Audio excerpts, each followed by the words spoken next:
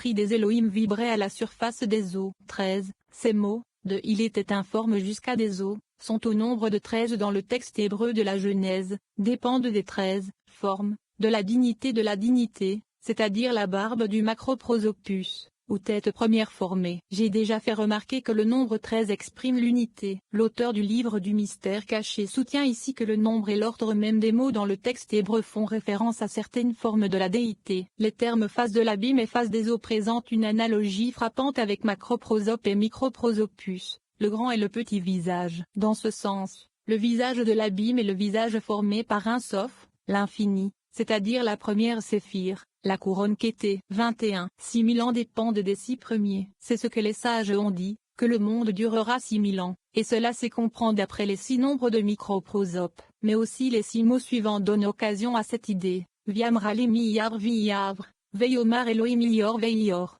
et les Elohim dirent, que la lumière soit, et la lumière fut. Par une règle exégétique des nombres, moins souvent employée que les autres. Les nombres simples ou unités signifient les choses divines. Les nombres de 10, les choses célestes, les nombres de 100, les choses terrestres, et tu. Les sables signifient l'avenir, ce qui sera dans un âge ultérieur, d'où les 6000 ans déduits des 6 premiers mots, dont on dit qu'ils se réfèrent aussi aux 6 séphirotes dont microprosope est formé, l'idée de 6 étant étendue à autant de milliers, pour symboliser ce nombre sur le plan d'un âge futur. 22. Le 7e, le millénaire et le 7e espace, c'est-à-dire le royaume, au-dessus de celui qui seul est puissant. C'est-à-dire que si les 6 degrés des membres indiquent les miséricordes et les jugements, le 7e degré tend seul au jugement et à la rigueur, et tout est dévasté, c'est-à-dire que le royaume, MLKVTH, Malkut, dans les puissances supérieures, est l'antitype du sanctuaire, et de même que celui-ci est détruit, de même la Shechina, ou royaume, est elle-même exilée, pendant 12 heures, car les Hébreux comprennent tout ce temps de leur exil dans l'espace d'un jour. Comme il est écrit, elle était informe et vide, et se taira. Car depuis le mot c'était informe, jusqu'à sur les faces de, il y a 12 mots dans le texte hébreu de la Genèse. Par la même règle, le millénaire est déduit du 7e mot. Le 7e espace signifie ici Malkut, le royaume, ou la reine, qui, avec les 6 du microprosope, constitue les 7 séphirotes inférieures, voir introduction, paragraphe 77. Plus loin, pour l'idée de l'équilibre de la miséricorde et du jugement. 23. Le 13e, c'est-à-dire des eaux, mim, amim, qui est le 13e mot, élève ceux-ci, c'est-à-dire aussi bien le sanctuaire qui est en haut que celui qui est en bas, par la miséricorde, puisque l'eau symbolise la mesure de miséricorde par laquelle le jugement et les punitions sont atténués, et ils sont renouvelés bera, créer ce qui a un sens de permanence, puis il est écrit tit, aïta. Il était ce qui a aussi un sens de permanence, phrase de permanence et non d'interpolation, car c'est la vérité même, en clair. Donc, le royaume n'a pas péri, bien qu'il puisse être informe et vide, mais il conserve jusqu'à présent l'essence. La miséricorde et le jugement sont opposés, et du côté du jugement vient l'exécution du jugement, qui est la destruction. 24. Et à la fin de l'informe, du vide et des ténèbres, c'est-à-dire à la fin de l'exil, cette parole aura lieu, Ésaïe 11. Et le tétragramme seul sera exalté en ce jour-là, c'est-à-dire au temps du Messie. Le tétragramme, voir introduction, paragraphe 67, comprend l'ensemble des 10 séphirotes et, par conséquent, exprime également leurs 3 trinités de force équilibrées. Par conséquent, lorsque le tétragramme apparaît, l'informe, le vide et les ténèbres disparaissent et la forme, la plénitude et la lumière les remplacent. 25. Mais il y a des excavations d'excavation. L'excavation est le réceptacle, comme ce qui est creusé, ou taillé, comme une grotte, ou tout autre réceptacle. Tous les réceptacles sont donc inférieurs aux supérieurs, parmi lesquels les coquilles occupent la dernière place, qui sont décrits ici, qui sont, sous la forme d'un vaste serpent qui s'étend dans tous les sens. À propos de ce serpent, l'auteur de la Vallée royale parle ainsi dans son traité des coquilles. Les fragments des réceptacles qui sont tombés dans le monde de la création, de la formation et de l'action, y existent depuis l'extérieur, et les jugements sont plus conformes à ceux-ci, qui sont appelés profanes, et on leur demeure dans l'espace intermédiaire entre membre homme génital, ainsi que son compagnon, ont été réprimés, et de là ont été formés 400 mondes désirables. Et ce dragon a dans sa tête une narine, à la manière des baleines, pour recevoir l'influence, et il contient en lui tous les autres dragons, au sujet desquels il est dit, tu as brisé la tête des dragons sur les eaux. Psaume 74, verset 13. Et l'on comprend ici l'idée ou la forme universelle de toutes les coquilles, qui englobe les 7 émanations inférieures de la reine à la manière d'un serpent, aussi bien à droite qu'à gauche et de tous côtés. L'excavation ou le réceptacle d'une séphira est la qualité par laquelle elle reçoit l'influence céleste de celle qui la précède immédiatement. Ainsi, chaque séphira a une double qualité de réception et de transmission, qui passe à travers les 4 mondes dans lesquels les séphirotes existent, bien qu'avec une lumière graduellement décroissante. Les coquilles, clipotes, sont les démons, dans lesquels se trouve également une forme des séphirotes, déformée et aversive. Le grand dragon qui est décrit ici est évidemment identique au Léviathan de Job. Il est l'exécuteur du jugement, la force centripète, le vieux serpe qui cherche toujours à pénétrer dans le paradis. Enfin,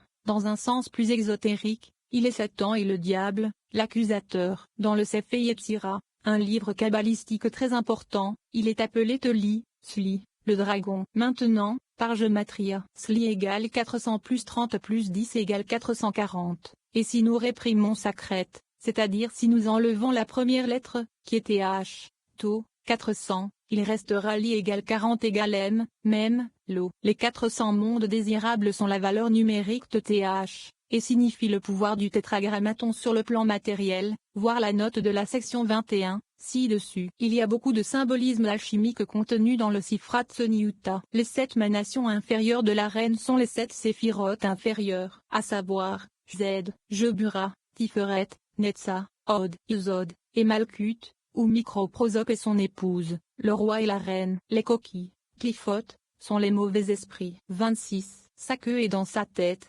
c'est-à-dire qu'il tient sa queue dans sa bouche, afin de former un cercle, puisqu'on dit qu'il englobe la sainteté. Il transfère sa tête derrière les épaules, c'est-à-dire qu'il lève sa tête à l'arrière de l'épouse du microprosope, où se trouve le lieu des jugements les plus sévères, et il est méprisé, puisqu'en lui se trouve l'extrémité des jugements et des sévérités, d'où la colère et l'attribut de ses formes. Il veille, que c'est-à-dire qu'il cherche avec précision à quel endroit il peut entrer dans la sainteté, et il se dissimule, comme s'il tendait des pièges, puisqu'il s'insinue dans les inférieurs, par les péchés desquels il a accès au grade sacré, où l'exécution des jugements lui est confiée. Il se manifeste dans l'un des 1000 jours les plus courts. Les nombres sont appelés jours, et les nombres du monde inférieur jours courts, parmi lesquels les dizaines sont attribuées aux factifs, à cause de leur numération décimale, les centaines aux formatifs, puisqu'elles sont des nombres de la lumière de leur auteur, et tirent leur existence des dizaines, mais les milliers aux créatifs, pour la même raison. Mais ce dragon a à ce sujet son emplacement le plus puissant,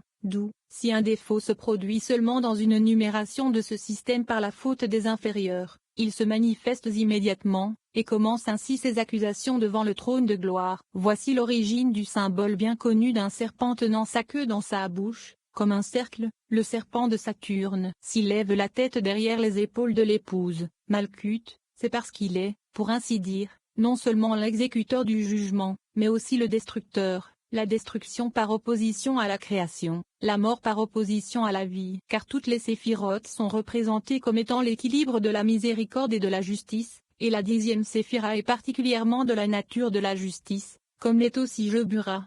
La 5e, il est caché, car il n'est pas appelé à l'action tant que la justice ne l'exige pas. L'expression numération décimale fait bien sûr référence aux 10 séphirotes. La présence du serpent, lorsqu'elle est révélée, est une accusation, car elle montre que l'équilibre est détruit, de même que dans une montre, si l'une des roues est blessée, l'irrégularité se manifeste aussitôt. Or, la vie, lorsqu'elle consiste en une naissance dans une autre forme, implique nécessairement la mort dans la forme précédente. Le trône de la gloire est le monde briatique. 27. Il y a des gonflements dans ses écailles, c'est-à-dire, comme dans un crocodile, parce qu'il y a en lui une grande accumulation de jugements. Sa crête reste à sa place, c'est-à-dire qu'il n'a plus le pouvoir de se hâter vers les choses de l'extérieur. Il n'y a pas chez le destructeur de précipitation vers l'extérieur, car il est centripète et non centrifuge. 28. Mais sa tête est brisée par les eaux de la grande mer. La grande mer, c'est la sagesse, la source de la miséricorde et de la bonté, qui, si elle envoie son influence,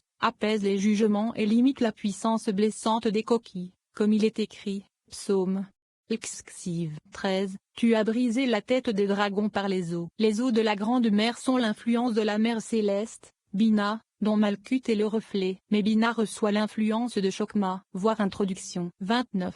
Ils étaient deux, mâle et femelle, c'est pourquoi le texte du psaume parle des dragons au pluriel, mais lorsque le pluriel est donné dans sa moindre forme, on ne comprend que deux. Ils sont réduits à un seul, car la femelle Léviathan a été tuée, de peur qu'il ne cherche à multiplier les jugements. C'est pourquoi le mot snam, tonanion, dans le passage du psaume mentionné plus haut, est écrit sous une forme défectueuse, à dessein pour indiquer cette restriction. Je peux renvoyer le lecteur au Talmud pour de plus amples informations concernant les idées juives sur le Léviathan. Tonanion est écrit sous une forme défectueuse, car la lettre I du pluriel est omise. En écriture complète, il faudrait écrire sninion, au lieu de snam. 30. Mais il est dit, tête, au pluriel, pour désigner une vaste multitude, aussi bien d'espèces que d'individus dans ce genre, comme il est écrit, Ézéchiel 1, verset 22, et une image comme un firmament au-dessus des têtes de l'être vivant. Ou aussi le mot créature vivante, chia, est mis au singulier comme genre d'ange,